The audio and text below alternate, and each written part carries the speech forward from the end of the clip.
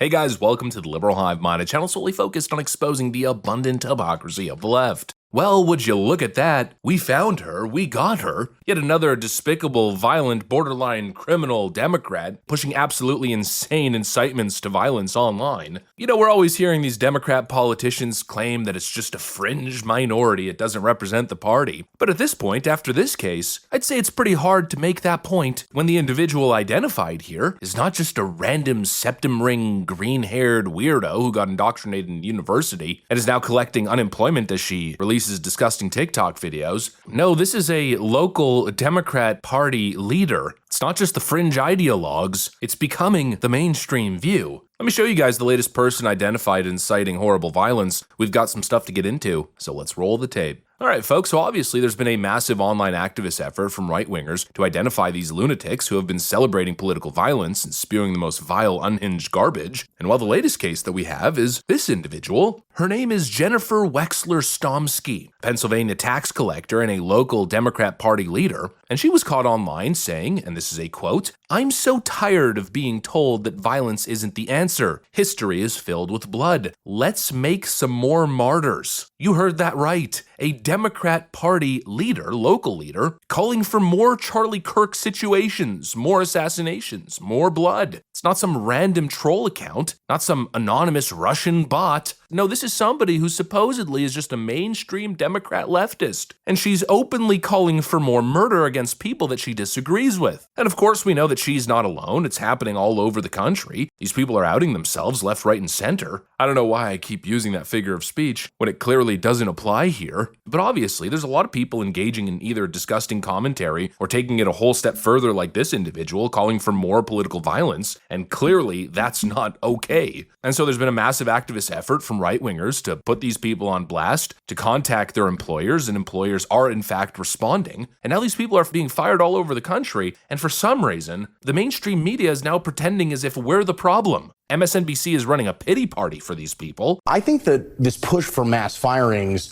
could become quite significant, and it already is. I mean, compared to the aftermath of January 6th, this does seem to be turning into a very aggressive attempt to purge not just, government officials or in the Hegseth example in the Defense Department, but also specifically people who work in education, who work in healthcare, who work in government. Those are the fields that a lot of these right-wing figures have been mentioning over and over again when talking about how just random internet users have responded to this shooting. So wait, what are they doing? Are they scouring social media? Is that what they're doing? Or getting hearsay? Somebody said something? I mean, so there's one website called Charlie's Murderers that's gotten a huge following on on Twitter, and they basically have assembled over, the last count I saw was like 40,000 different examples of just, essentially a grassroots, people giving screenshots, names, professions.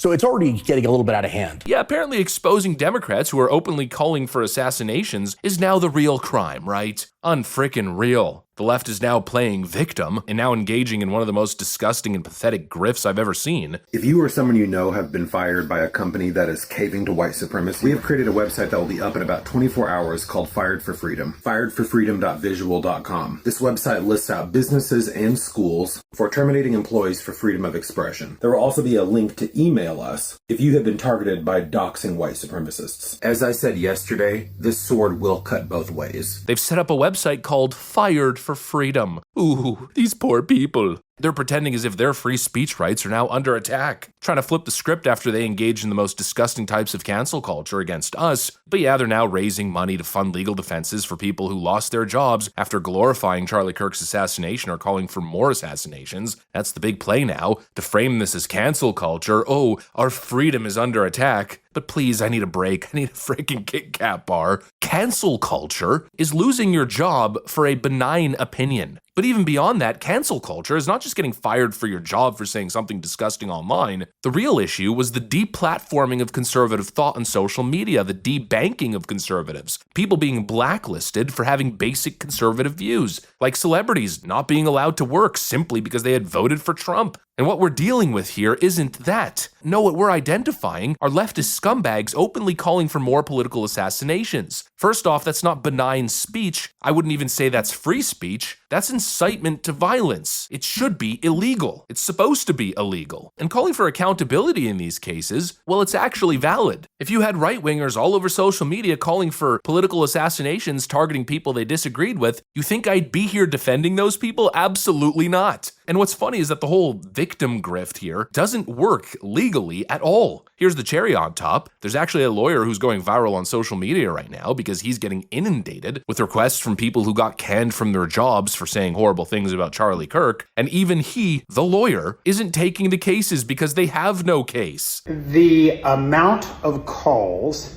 that we have received, I think it's not that many, but it's about 6 now, calls that were received from individuals who are specifically saying, I have been terminated, I have been put on suspension by my job for things that I have said on my private social media account. First of all, I want you to think about those things. Private, social media, they do not go hand in hand together.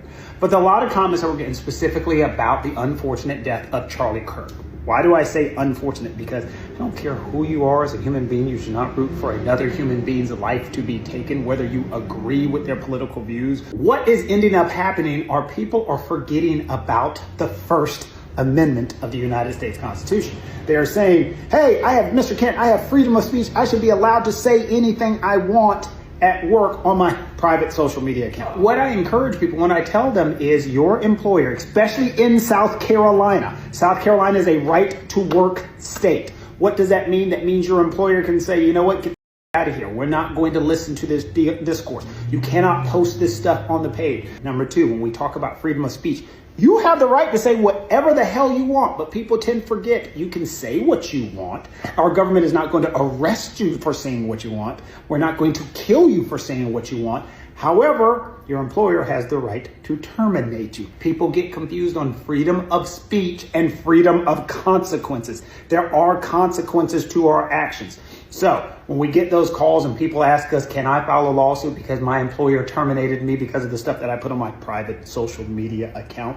At least in South Carolina, my response is they can terminate you for anything they want to. It's pretty simple. Your employer can fire you for posting disgusting things on social media, period. If you work for a politician or you work for a private corporation and you're saying things that could be damaging to their brand, they have the right to fire you. It's case closed. Nobody's rights are being violated. And it's funny coming from these absolute losers who, when people were being deplatformed from the online public square, they were saying, you're free to speak, but not free from consequences. Well, congratulations, here are your consequences. Being fired from your job for being a totally insufferable, violent, deranged creep is not the same thing as conservatives being erased from the online town square because some septum ring crybaby didn't like what they said about their pronouns. Again, getting fired from your job because you're a dumbass is not the same thing as being debanked or digitally disappeared because you supported the wrong candidate. It's not even close. And so no, I don't care about MSNBC's little pity fest. I don't care about some Democrat's little sob story. I'm not interested in your Fired for Freedom website. That's probably some money laundering scam. I don't freaking care. If you are calling for political violence and you lost your job, you deserve it. You posted something publicly on social media that is disgusting, and now the company that you work for no longer wants to associate with you. Let's call it freedom of association. You want to be a miserable, vile extremist? Well then, I don't know, go join some communist commune or something. Go find people who want to associate with that kind of thing. And honestly, if you are openly calling for more people to get murdered, if you're inciting more political violence, well then frankly, you should be lucky that you just lost your job because again, that ought to be illegal in the fashion that we are seeing it. And so count your lucky stars that you're not in frickin' prison. Incitement to violence is not free speech, it's terrorism. Anyways, that's pretty much what I got for you guys. Thanks for watching, and I'll see you on the next one.